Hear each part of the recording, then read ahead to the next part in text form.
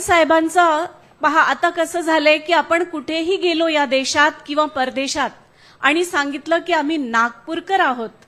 अच्छा, नागपूरकर म्हणजे गडकरीजींचा नागपूर, तर किती छान वाटतो आपल्याला ऐकून.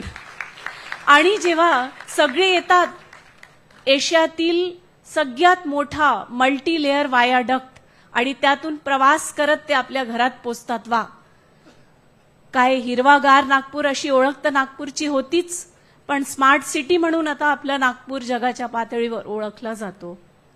आणि केवळ आपल्या देशात नाही तर आपले जे परदेशातले जेव्हा नेते येतात, आपले जे शेजारचे देश आहेत त्यांचे नेते येतात, ते खूपदा गडकरी साहेबांबद्दल बोलतात, त्यांच्या कार्याचं कौतुक तर करतातच, शिवाय त्यांना विचारतात की आम्हाला अशी अशी समस्या आहे तर याचं समाधान कसं करावा. म्हणजे कोणत्याही विभागाची समस्या असो, कोणत्याही क्षेत्राची असो, त्यांची एक अशी ओळख निर्माण झाली आहे की if there is a problem and you don't find a solution anywhere, then go to Shri Nitin गडकरीजी.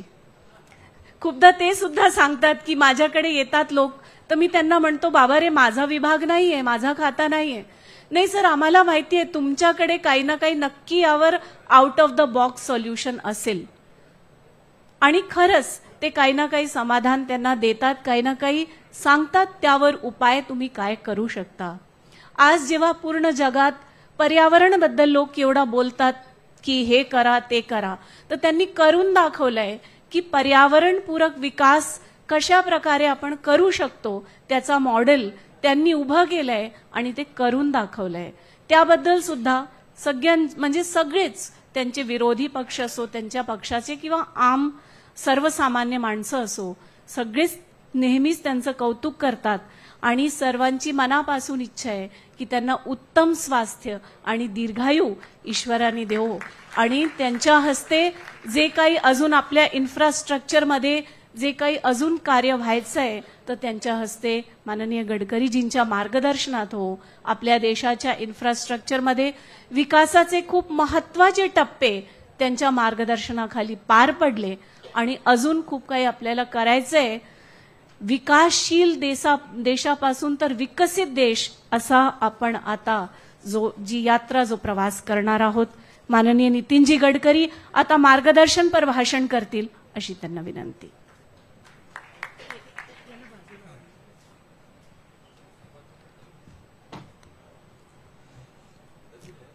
आजच्या कार्यक्रमाला उपस्थित माझे मित्र आदरणीय अनिल देशमुख,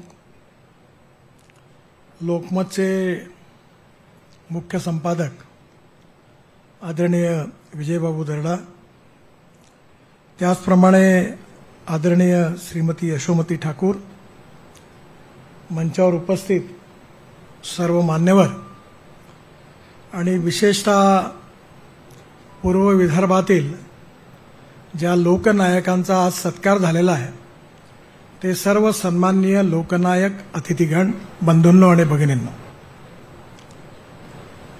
आज या विशेष रूपाने आज आपल्या पूर्व विदर्भातल्या सामाजिक आणि राजकीय क्षेत्रात काम करणाऱ्या अनेक अशा कार्यकर्त्यांचा लोकनायक म्हणून सत्कार लोकमततर्फे आयोजित झालेला आहे.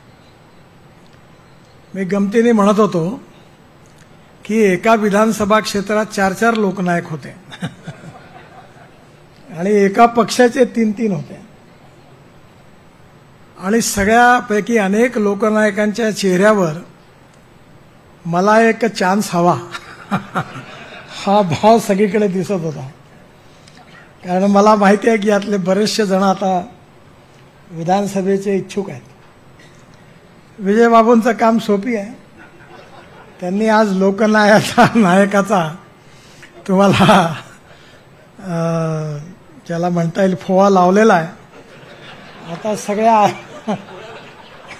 त्यामुळे आता जे पार्टीचे हाय कमांड आहेत त्यांच्यावर एकावेळी सगळे लोकनायक कुदणार आहेत.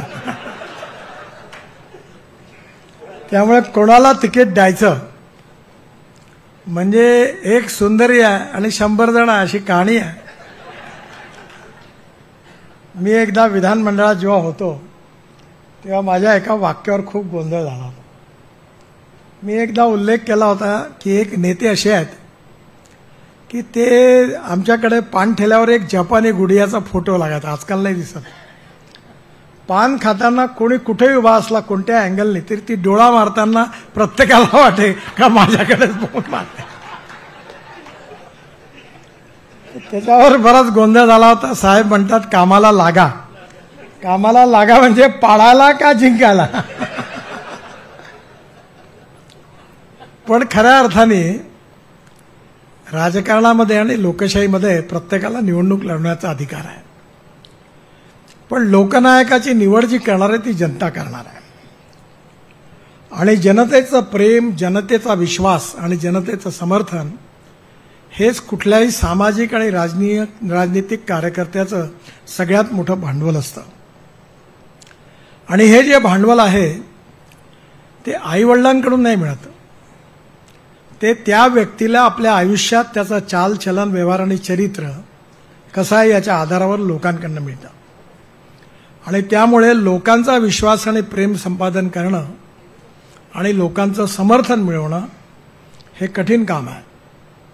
खरं म्हणजे आज विविध प्रकारची आरक्षण आहेत, सगळ्यांना मिळाली पाहिजे, मी काही त्याचा विरोध करत नाही. पण माझ्याकडे एकदा मी पार्टीचा अध्यक्ष असताना खूप महिला आल्या आणि त्यांनी मला विचारलं की महिलांना आरक्षण द्या. म्हटलं जरूर देऊ, पण मी तुम्हाला एक प्रश्न विचारतो की इंदिरा गांधींना कधी आरक्षण मिळालं होतं का महिलांचं? त्या कशा लोकनेत्या झाल्या आणि देशाच्या प्रधानमंत्री झाल्या? वसुंधरा राजेंना कधी मिळाला का? म्हटलं सुषमा स्वराजला मिळालं का? यशोमती ठाकूरला आहे का आरक्षण? त्यामुळे एक गोष्ट खरी आहे की जात, पंथ, धर्म, भाषा, सेक्स आणि पार्टी याच्या पलीकडे काही जर असेल तर ते लोकांचं प्रेम, लोकांचा विश्वास आणि लोकांचं समर्थन, आणि ते केवळ त्या कार्यकर्त्याच्या गुणामुळे, कर्तृत्वामुळे, कार्यामुळे, त्याच्या त्यागामुळे मिळू शकतं. आणि म्हणून अनेक वेळा मी काही म्हणजे कोणाचं नाव घेऊन इथे बसल्याला चुकून माझी टोपी लागली तर माफ करा बरं, असं नाही. आता लोक सध्या फोटो लावतात खूप, आणि अनेक पार्टीमध्ये झगडे याच्याकरता होतात का याचा फोटो मोठा का आणि माझा छोटा का, त्याचा कितव्या नंबरवर लावला, माझा कितव्या नंबरवर लावला, आणि याच्यामुळे वादविवाद होतात मोठ्या प्रमाणात. पण हे सगळे वादविवाद जे आहेत ते निरर्थक आहे. कोणी तुमचा फोटो पुढे लावला का आणि मागे लावला का तुम्ही मोठे होत नाही. कोणी लावला नाही तरी तुम्ही मोठे होत नाही, आणि लावला तरी तुम्ही मोठे होत नाही. एक हिंदीत गाणं होतं, ये पब्लिक है सब जानती है. त्याला सगळं माहिती आहे काय सुरू आहे. तुम्ही जर एखाद्या गावातही गेले तर तो सांगते बरोबर, पूर्ण देशाचं राजकारण समजावून सांगतो, कारण जनतेला सगळं माहिती आहे. आणि म्हणून यशस्वी व्हायचं असेल तर जनतेचं प्रेम, विश्वास हा संपादन करणं ही सगळ्यात मोठी कसोटी आहे. आज लोकमतने लोकनायक म्हणून तुमचा सत्कार केला, पण याही पलीकडे जेव्हा जनतेच्या मनामध्ये जनता तुमच्या मागे भक्कमपणे उभं राहील, जनता तुमच्यावर प्रेम ठेवेल, जनता तुमच्याबद्दल विश्वास ठेवेल, तेव्हा खऱ्या अर्थाने तो सगळ्यात मोठा पुरस्कार होईल. आणि तो पुरस्कार तुम्हाला सगळ्यांना मिळो अशी माझ्या आपल्या सगळ्यांना शुभेच्छा आहे. आणि तिकीट मागण्याबद्दल माझं मत असं आहे, पार्टी आपल्या घरी आली पाहिजे तिकीट द्यायला, आपण पार्टीच्याकडे नाही गेलं पाहिजे, आणि ते होऊ शकतं. एक बिहारमध्ये एका व्यक्तीला मी तिकीट दिलं होतं, मी अध्यक्ष होतो पार्टीचा, आणि ज्यावेळी मी 3-4 सर्वे पाहिलं तर तोच पहिल्या नंबरवर होता. तर प्रदेशाचे अध्यक्ष यांनी 9 खून केले आहे. तुम्ही या आदमी का नाम कैसे निकल रहा? तर मग मी त्याला बोलावलं. बिहारमधल्या जातीय राजकारणाच्या याच्यात त्याच्या हातून काही घटना घडल्या होत्या. तो म्हणाला साहेब 9 नाही हुए, 4 हुए थे बोले. पण तो म्हणाला मी सगळं सोडलं, आता मी पूर्णपणे जनतेची प्रामाणिकपणे सेवा करतो. तर मी मग त्यांना प्रश्न विचारला की वाल्याचा वाल्मिकी होऊ शकतो, तर ज्या माणसाने आयुष्यात एकदा चूक केली तो त्याची चूक सुधरू शकत नाही का? आणि म्हणून प्रत्येक माणसाला एक चूक करण्याचा फंडामेंटल राईट आहे, पण एकच चूक वारंवार करण्याचा मात्र अधिकार नाही आहे. No one is perfect and no one can claim that he is perfect. उत्तम, अधिक उत्तम, सर्वोत्तम up to infinity. You cannot catch your own image. तुम्ही जेवढ्या जोराने धावता तेवढ्या जोराने तुमची प्रतिमा धावत असते. असंच जीवन आहे. आणि त्यामुळे माझ्या छोट्याशा अनुभवातून मी तुम्हाला सांगेन की जे काही कॉम्प्रोमाइज नाहीच करायचे, काही फरक नाही पडत. आणि आपण आपल्या हिशोबाने चालायचं. जो होट देगा उसका भी भला, नहीं देगा उसका भी भला. लोक शहाणे आहेत.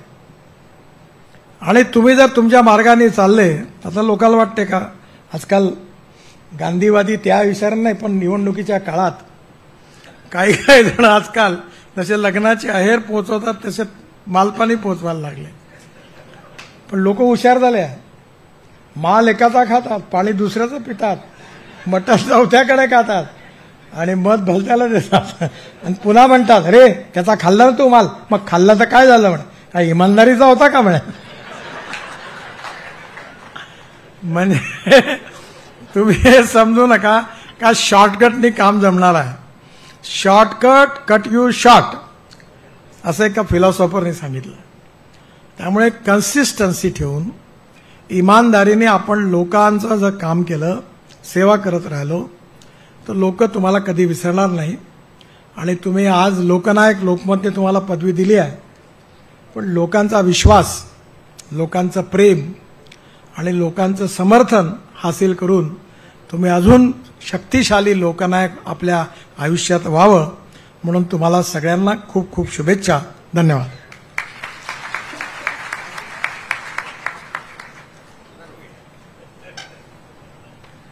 खूप खूप